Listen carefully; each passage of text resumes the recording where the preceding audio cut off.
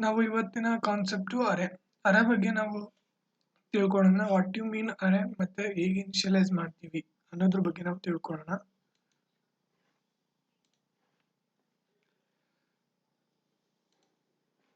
Array is a collection of homogeneous elements. Array are arranged in sequential order. Each array element is associated with an integer number called index. ಅಂದ್ರೆ ಇಲ್ಲಿ array ಅಂದ್ರೆ ಏನು? Collection of homogeneous elements. ಅಂದ್ರೆ elements ಗಳನ್ನ ಒಟ್ಟು collection ಮಾಡೋದು, ಅಂದ್ರೆ access ಮಾಡೋದು. Arrays are arranged sequential order.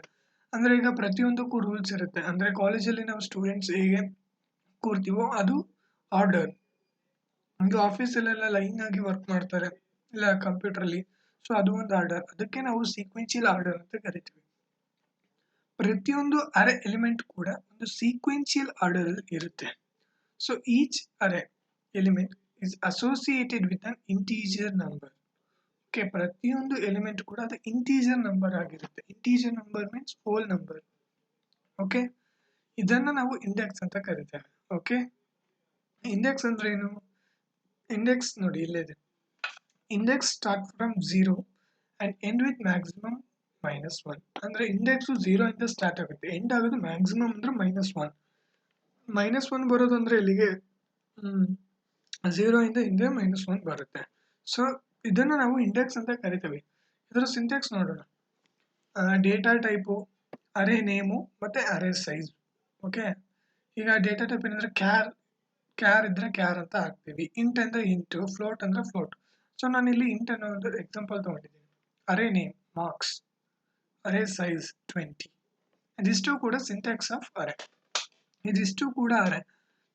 ನಾವು ಅರೆಯಲ್ಲಿ ನೋಡ್ತಾ ಹೋದ್ರೆ ಒಂದು 3 ಟೈಪ್ಸ್ ಬರುತ್ತೆ. 1 ಡೈಮೆನ್ಷನಲ್, 2 ಡೈಮೆನ್ಷನಲ್, ಮಲ್ಟಿ ಡೈಮೆನ್ಷನಲ್. ಇವನ್ನ ನಾವು ನೆಕ್ಸ್ಟ್ ಕ್ಲಾಸಲ್ಲಿ ನೋಡೋಣ. These are the 3 types. Main ಆಗಿ ನಾವು 2 ಡೈಮೆನ್ಷನಲ್ ಅರೆನೇ ನೋಡೋದು. ಓಕೆ, ಇದಿಷ್ಟು ಕೂಡ ಅರೆ. ಓಕೆ, ಅರ್ಥ ಆಯ್ತಾ? ನೆಕ್ಸ್ಟ್ ನಾವು ಅರೆನ ಹೇಗೆ ಇನಿಷಿಯಲೈಸ್ ಮಾಡಬಹುದು, ಹೇಗೆ ಮಾಡೋದು ಅಂತ ಹೇಳೋಣ ಬನ್ನಿ.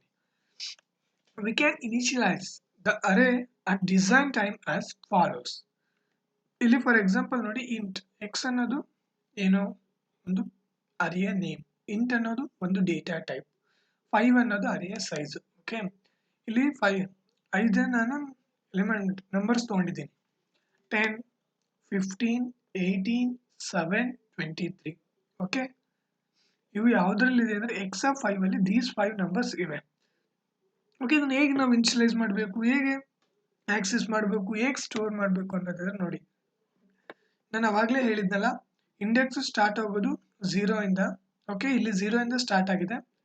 0, 1, 2, 3, 4. ಓಕೆ, ಈಗ ನಾವು ಹೇಗೆ ಇನಿಷಿಯಲೈಸ್ ಮಾಡಬೇಕು ಅಂದ್ರೆ ಇದು ಒಂದು ಮೆಮೊರಿ ಲೊಕೇಶನ್.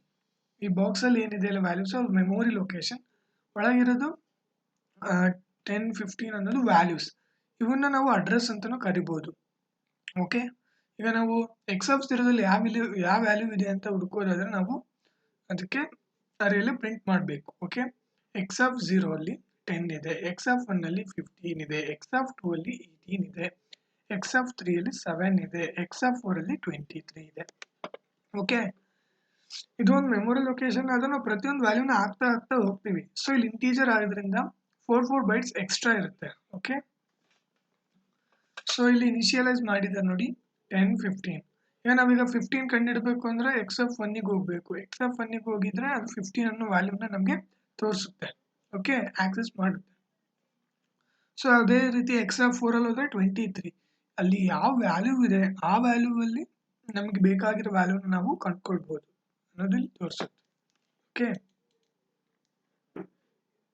ನೆಕ್ಸ್ಟ್ ನಾವು ಇದೇ ರೀತಿ ಒಂದು ಪ್ರೋಗ್ರಾಮ್ ಮಾಡ್ತಾ ಹೋಗೋಣ ಇದ್ರ ಮೇಲೆ, ಅರೆ ಮೇಲೆ.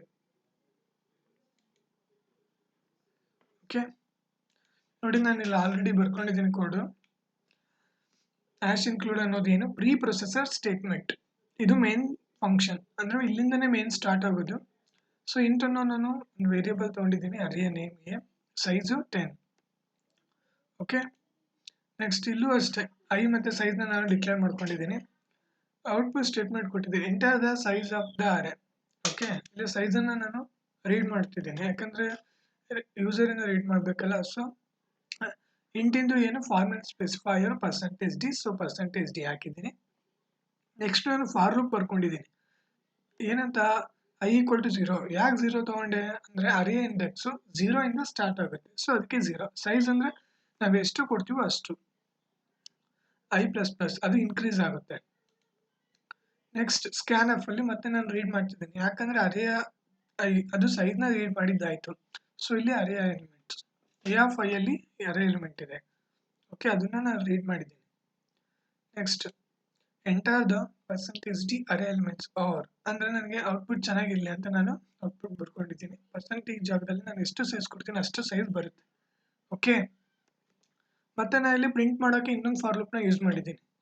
Print f percentage d equal to percentage g slash n. I ಮತ್ತು ಎ ಆಫ್ ಐ ಅಲ್ಲಿರೋ ವ್ಯಾಲ್ಯೂ ಇಲ್ಲಿ ಡಿಕ್ಲೇರ್ ಆಗುತ್ತೆ. ಓಕೆ, ಇಲ್ಲಿ ಎ ಆಫ್ ಐ ರೀಡ್ ಆಗ್ತಿದೆಯಾ, ನೆಕ್ಸ್ಟ್ ಇಲ್ಲಿ ಪ್ರಿಂಟ್ ಆಗುತ್ತೆ ಅದೇ ರೀತಿ. ಓಕೆ, ರನ್ ಮಾಡೋಣ ಬನ್ನಿ. ನೋಡಿ, ನಾನು ಎಂಟರ್ ದ ಅರೇಸ್ 5 ಕೊಡ್ತಿದ್ದೀನಿ. 1 2 3 4 5 ನೋಡಿ ಬಂತಲ್ವಾ. Enter the 5 array elements are A of 0ದಲ್ಲಿ ಯಾವ ವ್ಯಾಲ್ಯೂ ಇದೆ, 1 ಇದೆ. ಎ ಆಫ್ 1 ಅಲ್ಲಿ 2, ಎ ಆಫ್ 2 ಅಲ್ಲಿ 3, ಎ ಆಫ್ 3 ಅಲ್ಲಿ 4, ಎ ಆಫ್ 4 ಅಲ್ಲಿ 5. ಇದಿಷ್ಟೇ ಕೂಡ array. This is also simple. Okay, ನಾವು ಇಲ್ಲಿ ಅರೇನ ಇನಿಷಿಯಲೈಸ್ ಮಾಡಿದ್ದಾಯ್ತು, ಆಕ್ಸೆಸ್ ಮಾಡಿದ್ದಾಯ್ತು, ಪ್ರಿಂಟ್ ಮಾಡಿದ್ದಾಯ್ತು, ರೀಡ್ ಮಾಡಿದ್ದಾಯ್ತು. ಇದಿಷ್ಟು ಕೂಡ ಅರೇಯ ಬಗ್ಗೆ. ಓಕೆ, ನೋಡಿ ಕೋಡ್ ಇಷ್ಟೇ ಇರೋದು ಸಿಂಪಲ್ ಆಗಿ. ಅರೇನ ರೀಡ್ ಮಾಡಿದ್ದೀನಿ ಮತ್ತು ರೈಟ್ ಮಾಡಿದ್ದೀನಿ, 2 ಫಾರ್ ಲೂಪ್ ಯೂಸ್ ಮಾಡಿದ್ದೀನಿ. So simple. Thank you.